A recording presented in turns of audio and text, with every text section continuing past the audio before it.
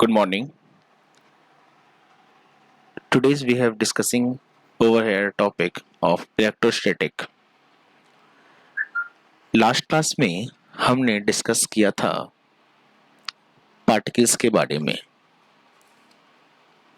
और हमने देखा था कि जिस तरह से हम पार्टिकल को तोड़ते चले गए तो पार्टिकल्स को तोड़ने के बाद हमें मॉलिक्यूल्स मिला, मॉलिक्यूल्स को तोड़ा तो एटम मिला, एटम को तोड़ा और छोटे छोटे पार्टिकल्स में तो हमें इलेक्ट्रॉन मिला।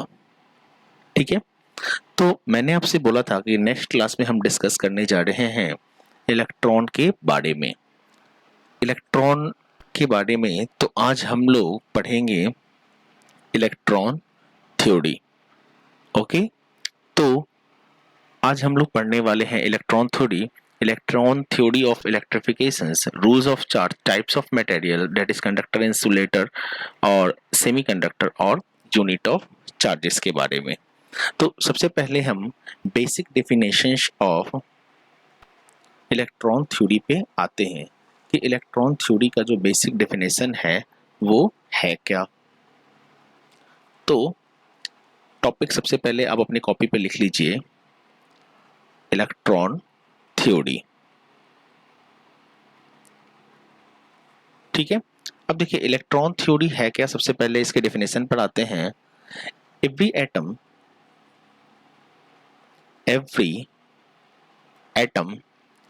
consist of equal number of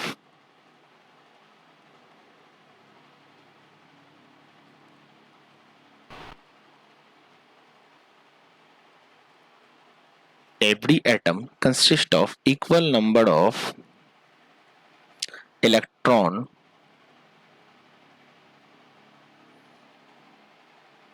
in the orbit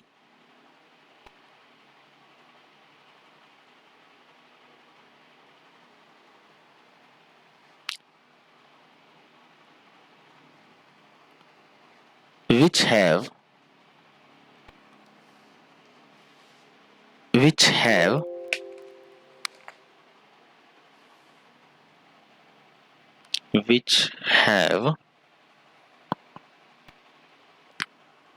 negative charges and equal number of proton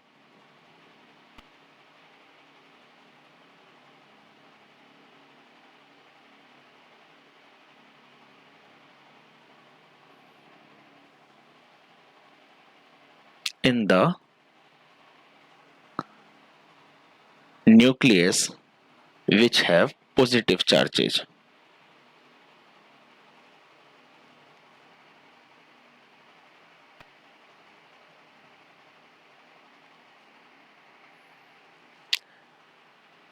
The net charges,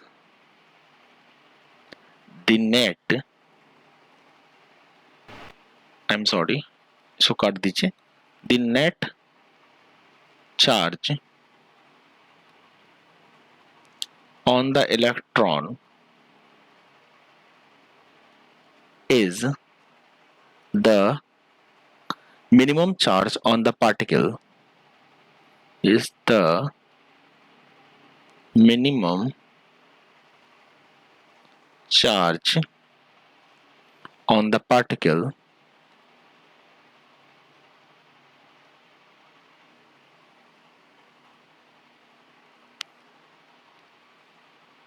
show fundamental charge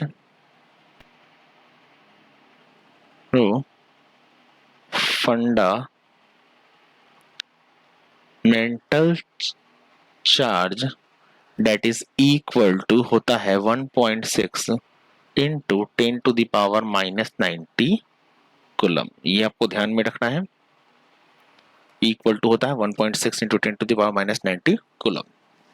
net charge on an atom is 0। सही ना, किसी भी एटम का जो नेट चार्ज होता है वो 0 होता है। क्यों होता है?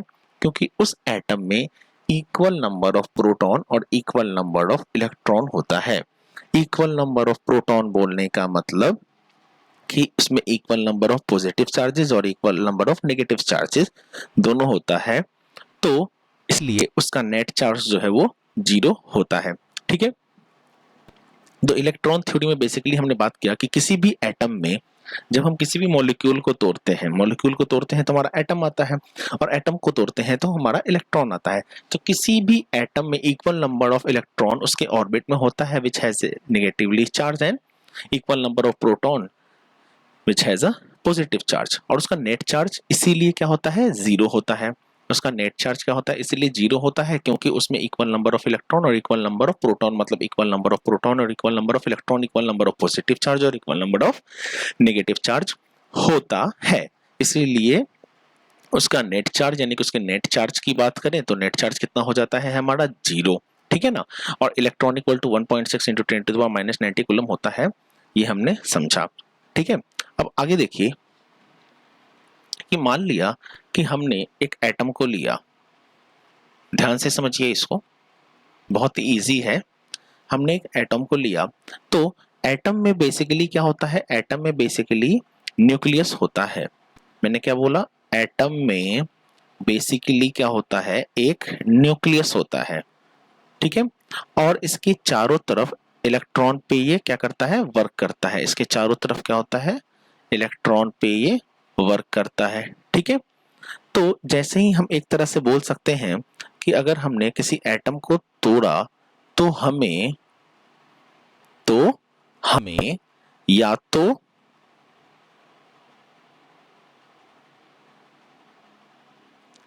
न्यूक्लियस मिलता है या तो हमें इलेक्ट्रॉन मिलता है। सॉरी, या तो नहीं बोलेंगे हम, जब भी एटम को तोड़ेंगे तो हमें न्यूक्लियस और इलेक्ट्रॉन मिलता है।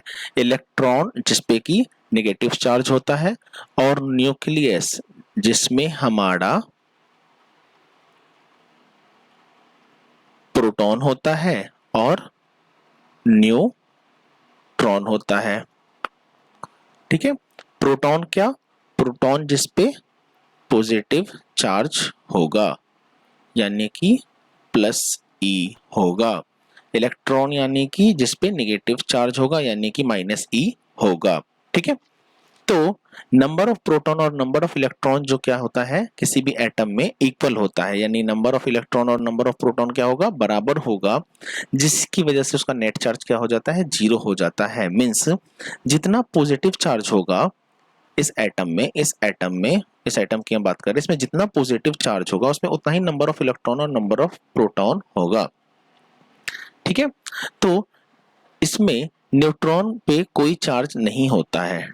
ठीक है ना, इस एटम पे क्या होता है, न्यूट्रॉन पे कोई चार्ज नहीं होता है। इससे ये बात समझ में आई कि हमारा जो एटम है वो इलेक्ट्रिकली क्या है, वो इलेक्ट्रिकली न्यूट्रल है, क्योंकि नंबर ऑफ इलेक्ट्रॉन और नंबर ऑफ प्रोटॉन इसमें क्या होगा, सेम होगा। तो ये जो एटम है वो क्या है, हमारा इलेक्ट्रिकली न्यूट्रल है। अब बात सामने आती है कि एटम पे चार्ज आएगा तो आएगा कहां से, क्योंकि ये इलेक्ट्रिकली न्यूट्रल है तो इस पे चार्ज तो आना चाहिए। तो चार्ज आएगा तो आएगा कहां से, तो मान लिया कि हम इसको इस तरह से समझते हैं कि मान लिया कि हमने एक पार्टिकल लिया। ठीक है, देखिए अब ध्यान से सुनिएगा, आपको सारा ध्यान में ऐसे ही आ जाएगा। ठीक है ना, मान लिया कि हमने एक पार्टिकल लिया, इस पार्टिकल में अपने को पता है कि इलेक्ट्रॉन और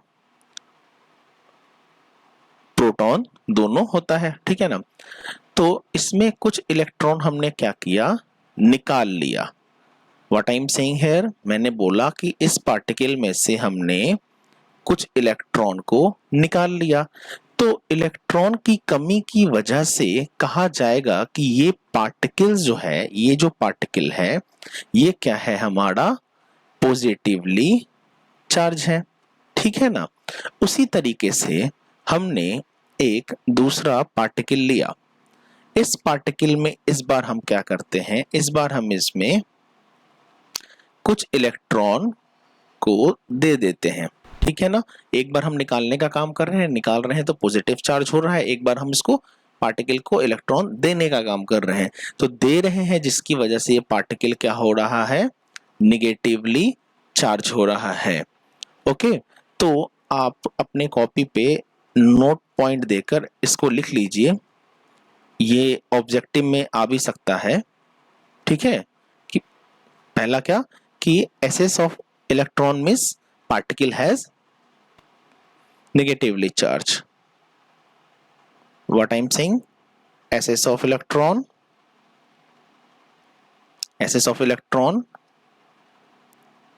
means particle has negatively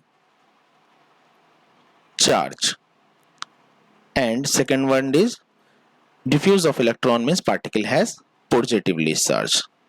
Okay, diffuse of electron means particle has positively charge. Okay तो मैंने क्या बोला, SS of electron means particle has negatively charge, SS means देना, यहाँ पर हम किसी भी पार्टिकल को अगर इलेक्ट्रॉन देते हैं तो उस पर क्या होगा, नेगेटिवली चार्ज होगा, और किसी भी पार्टिकल में से अगर हम इलेक्ट्रॉन को निकाल लेते हैं तो पार्टिकल क्या हो जाएगा, वो पॉजिटिवली चार्ज हो जाएगा, ठीक है ना। अब आगे देखते हैं, एक चीज समझिए पहले कि आने जाने का जो काम है वो क्या करेगा, आने जाने का जो काम है वो सिर्फ इलेक्ट्रॉन ही कर सकता है। आने जाने का काम कौन कर सकता है, इलेक्ट्रॉन ही कर सकता है। ये जो प्रोटॉन है ये न्यूक्लियस में होता है, और न्यूक्लियस को ब्रेक करना नॉर्मल कंडीशन में बहुत ही ज्यादा क्या है, मुश्किल है। मैंने क्या बोला, आने जाने का काम कौन करेगा, इलेक्ट्रॉन करेगा, और ये जो प्रोटॉन होता है, ये प्रोटॉन किस में होता है, न्यूक्लियस में होता है, और न्यूक्लियस को नॉर्मल कंडीशन में तोड़ना क्या होता है, जनरली मुश्किल होता है, ठीक है ना। हम तोड़ सकते हैं थ्रू आउट द फ्यूजन या प्लाज्मा के केस में, लेकिन वो भी अपने सिलेबस में है नहीं, तो अभी हम सीधा सीधा ये समझते हैं कि न्यूक्लियस को नॉर्मल कंडीशन में तोड़ना क्या होता है, मुश्किल होता है, ठीक है। तो इतना आपको समझ में आया। अब आगे बढ़ते हैं, तो चलिए आगे देखते हैं कि फ्रिक्शन से चार्ज कैसे डेवलप होता है। मैंने क्या बोला, ये क्वेश्चन भी पूछ सकता है एग्जाम में कि how to develop a charge throughout the friction, ठीक है ना। तो हम देखते हैं कि फ्रिक्शन से चार्ज जो है वो कैसे डेवलप होता है। आप चाहे तो इसको क्वेश्चन करके भी लिख सकते हैं कि how to develop a charge throughout the frictions. तो इसको समझने के लिए हमने क्या किया कि हमने एक ग्लास के पार्टिकल्स को लिया, और हमने क्या किया, एक सिल्क लिया, सिल्क कपड़ा, ठीक है। तो हमने एक ग्लास के पार्टिकल को लिया और एक सिल्क लिया, और इस ग्लास के पार्टिकल को इस कपड़े पर क्या किया, हमने रब करने का काम किया, रगड़ने का काम किया, ठीक है ना। तो इस ग्लास पार्टिकल को इस सिल्क के, ठीक है ना, कपड़े पे हमने क्या किया, रगड़ने का काम किया। तो हमने देखा कि इस ग्लास पार्टिकल से कुछ इलेक्ट्रॉन जो है वो छूट रहा है मीन्स कि इसमें से क्या किया, इलेक्ट्रॉन कुछ निकल रहा है, और इलेक्ट्रॉन जैसे ही निकल रहा है, बात समझिएगा बहुत ध्यान से, इस ग्लास पार्टिकल को जैसे ही इस सिल्क के कपड़े पर रगड़ा, तो इसमें से क्या किया, इस ग्लास पार्टिकल्स में से इलेक्ट्रॉन्स का क्या हुआ, डिफ्यूजन हुआ, जो कि अभी मैंने बोला आपसे, इलेक्ट्रॉन का क्या हुआ, इस ग्लास पार्टिकल में डिफ्यूजन हुआ, और डिफ्यूजन हुआ इट मींस कि किस चीज का डिफ्यूजन हुआ, तो इलेक्ट्रॉन का डिफ्यूजन हुआ, ठीक है ना। मतलब कि ये जो ग्लास पार्टिकल्स है ये क्या हो रहा है, हमारा पॉजिटिवली चार्ज हो रहा है, ठीक है ना। फिर जैसे ही ये जो सिल्क है, इस सिल्क में क्या हो रहा है, ये इलेक्ट्रॉन आ रहा है, डेट इज की इलेक्ट्रॉन इसमें रगड़ रहे हैं, तो इसमें इलेक्ट्रॉन आ रहा है मींस कि इसमें इलेक्ट्रॉन क्या हो रहा है, एसेस हो रहा है, इसमें एसेस ऑफ इलेक्ट्रॉन हो रहा है। मतलब कि ये जो सिल्क है ये क्या हो रहा है, हमारा निगेटिवली चार्ज हो रहा है, ठीक है ना। अब एक बात समझिए, ठीक है ना, अब एक बात समझिए कि फ्रिक्शन से चार्ज कैसे जनरेट होता है। हमने जब इस ग्लास को इस सिल्क पे रगड़ा तो इसमें से इलेक्ट्रॉन छूटा है, डेट इज की कितना इलेक्ट्रॉन छूटा, 1 electron, 2 electron, 3 electron, 4 electron, 5, 6, 7, 8 up to n electron, ठीक है ना। तो अगर ग्लास में से जब इलेक्ट्रॉन छूट रहा है, यानी कि इसका चार्ज Q इक्वल टू कितना छूट रहा है, एन ई, यानी कि एन इलेक्ट्रॉन होगा। तो यही हमारा फॉर्मूला भी था, Q equal to n e, जो कि ग्लास में इलेक्ट्रॉन छूट रहा है तो ये पॉजिटिवली चार्ज होगा, यानी कि Q इक्वल टू क्या होगा, पॉजिटिव ऑफ एन ई। और सिल्क में एक इलेक्ट्रॉन आया, 2 आया, 3 आया, 4 आया, 5 आया, 10 आया, अप टू n इलेक्ट्रॉन आया, तो Q इक्वल टू ये क्या हो जाएगा हमारा, आई एम सॉरी इसको हटा देते हैं, तो Q इक्वल टू ये क्या हो जाएगा हमारा, माइनस ऑफ एन ई। ठीक है, तो इसीलिए हमने लिखा कि Q इक्वल टू क्या हो सकता है हमारा, प्लस माइनस एन ई दोनों हो सकता है। न्यूमेरिकल बनाने के केस में ये क्या आएगा, काम आएगा, क्योंकि अगर इलेक्ट्रॉन क्या हो रहा है, इलेक्ट्रॉन का डिफ्यूजन हो रहा है, मतलब इलेक्ट्रॉन जा रहा है तो पार्टिकल पॉजिटिवली चार्ज होगा, इलेक्ट्रॉन आ रहा है तो पार्टिकल निगेटिवली चार्ज होगा। तो यहाँ पर Q क्या हो जाएगा, Q equal to plus minus n e हो जाएगा। That is all about electron theory of electrifications. मेरे ख्याल से ये आपको समझ में आ गया होगा बहुत अच्छे तरीके से कि इलेक्ट्रॉन थ्योरी ऑफ इलेक्ट्रिफिकेशंस क्या है। ठीक है, चलिए तो आगे बढ़ते हैं। आगे हमारे पास अगला टॉपिक है, that is types of material. Types of material.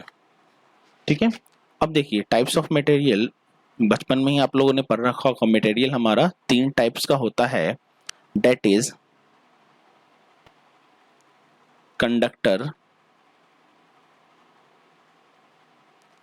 Insulator और सेमीकंडक्टर। ठीक है, थोड़ा सा जान लेते हैं इसके बारे में। कंडक्टर क्या होता है, इलेक्ट्रिकली, कंडक्टर क्या होता है, electrically charge can flow easily. एक लाइन का आंसर है सीधा सीधा, कंडक्टर क्या होता है, इसमें इलेक्ट्रिक चार्ज इजली फ्लो करता है, electric charge can flow easily. तो चलिए नजर दोहराइए, इलेक्ट्रिकली चार्ज किसमें इजली फ्लो करता है, फॉर एग्जांपल हमारा मेटल्स हो गया, ठीक है ना, मेटल्स में क्या होता है हमारा फ्री इलेक्ट्रॉन होता है, तो ये क्या करेगा, फ्लो करेगा इजली। मेटल्स के बाद हमारा मर्क्यूरी हो गया, मर्क्यूरी के बाद हमारा इलेक्ट्रोलाइट हो गया, इलेक्ट्रोलाइट के बाद हमारा ह्यूमन बॉडी हो गया। ह्यूमन बॉडी में भी क्या होता है, इलेक्ट्रॉन का फ्लो इजली होता है। और अर्थ हमारा हो गया। This is all about conductor. अब आते हैं हम, सॉरी ये लाइन थोड़ा तिरछा चला गया, इंसुलेटर पे। इंसुलेटर क्या होता है हमारा, इंसुलेटर, इसके पहले डेफिनेशन पर आते हैं। इसमें क्या होगा, electric charge can not flow. Insulator क्या होता है, electric charge can not flow, ठीक है ना, जबकि कंडक्टर क्या होता है, electric charge can flow easily, और इंसुलेटर क्या होता है, electric charge can not flow. अब देखिए इलेक्ट्रिक चार्ज जो है हमारा वो, ठीक है ना, इलेक्ट्रिक चार्ज जो है हमारा वो किस में फ्लो नहीं होता है, डेट इज की ग्लास में, रबर में, प्लास्टिक में and etcetera.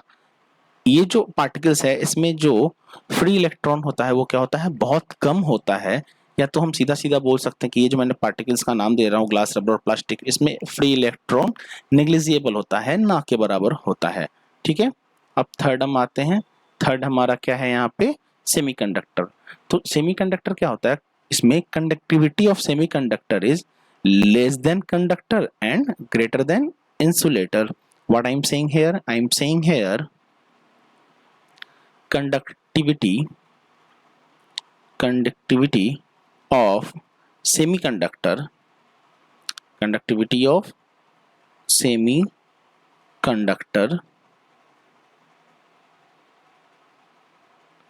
less than conductor and greater than insulator, greater than insulator। ठीक है, that is all about conductor। for example ले लेते हैं हम, एग्जाम्पल के लिए सिलिकॉन, Ge जर्मेनियम, इसमें फ्री इलेक्ट्रॉन बहुत ही कम मात्रा में पाया जाता है। ठीक है, तो that is all about types of material. ठीक है, ये एग्जाम में आपसे शॉर्ट में क्वेश्चन पूछा जा सकता है। आगे बढ़ते हैं हम आते हैं यूनिट ऑफ चार्ज के बारे में। ठीक है, कि यूनिट ऑफ चार्ज जो है वो होता क्या है। ओके, तो यूनिट ऑफ चार्ज, ठीक है। अब देखिए, अपने को पता है कि चार्ज का जो एसआई यूनिट होता है वो कितना होता है, कूलम्ब होता है। ठीक है, चार्ज जैसे कि 5 कूलम्ब, ये क्या है हमारा चार्ज। 5 माइक्रो कूलम्ब, ये क्या है हमारा चार्ज। 5 पिको कूलम्ब, ये क्या है हमारा पिको कूलम्ब, चार्ज। ठीक है ना, तो यूनिट ऑफ चार्ज में ऐसे समझिए कि मान लिया कि हमने एक कंडक्टर लिया। ठीक है ना, हमने एक कंडक्टर लिया। सपोज कि कोई एक कंडक्टर है और उसमें किसी क्रॉस सेक्शन से टी टाइम में क्यू चार्ज जो है वो फ्लो होता है या हो जाएगा। ठीक है ना, मैंने क्या बोला, सपोज कि कोई एक कंडक्टर है और एक कंडक्टर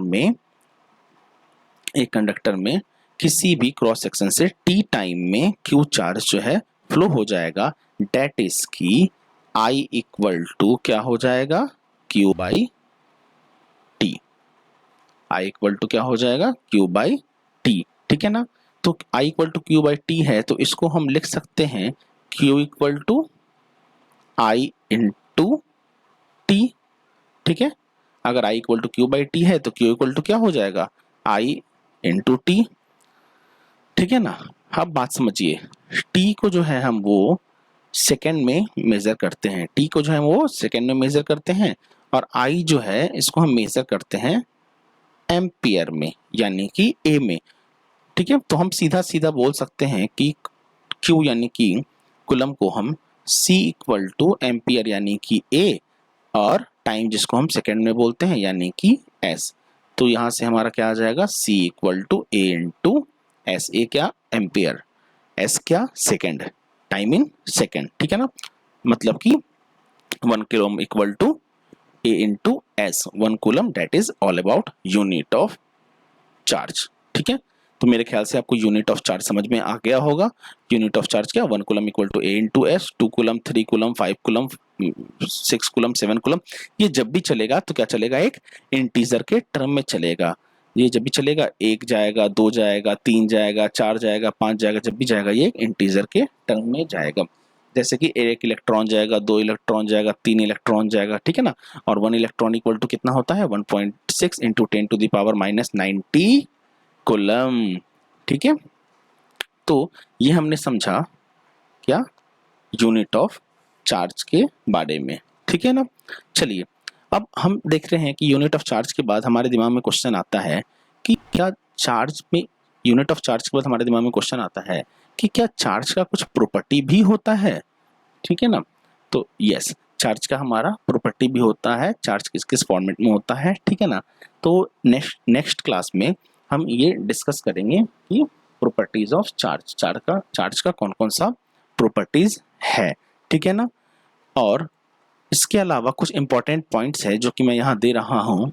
ठीक है ना, जैसे कि पहला बोलता है कि like charge repel each other, जो मैंने आपको पढ़ा रखा है। ठीक है ना, ये हो सकता है इस पर ऑब्जेक्टिव आ जाए, इसलिए मैंने ये कुछ पॉइंट्स बनाए हैं आपके लिए। ठीक है ना, लाइक चार्ज क्या करेगा, लाइक चार्ज रिपेल करेगा, यानी कि पॉजिटिव पॉजिटिव और नेगेटिव नेगेटिव आपस में क्या होगा, रिपेल करेगा। अनलाइक चार्ज यानी कि पॉजिटिव नेगेटिव नेगेटिव पॉजिटिव आपस में क्या करेगा, हमारा अट्रैक्ट करेगा। ठीक है ना, इसके अलावा बाद सेकंड है charge is scalar quantity. Charge का जो चार्ज होता है वो स्केलर क्वांटिटी का होता है। चार्ज जो होता है इनवेरिएंट होता है, डेट इज की कांस्टेंट होता है। चार्ज जो होता है, charge produce electric field as well as a magnetic field. Charge जो है वो इलेक्ट्रिक फील्ड और मैग्नेटिक फील्ड दोनों प्रोड्यूस करता है। इलेक्ट्रिक के बारे में हम पढ़े, मैग्नेटिक के बारे में हम आगे और पढ़ेंगे।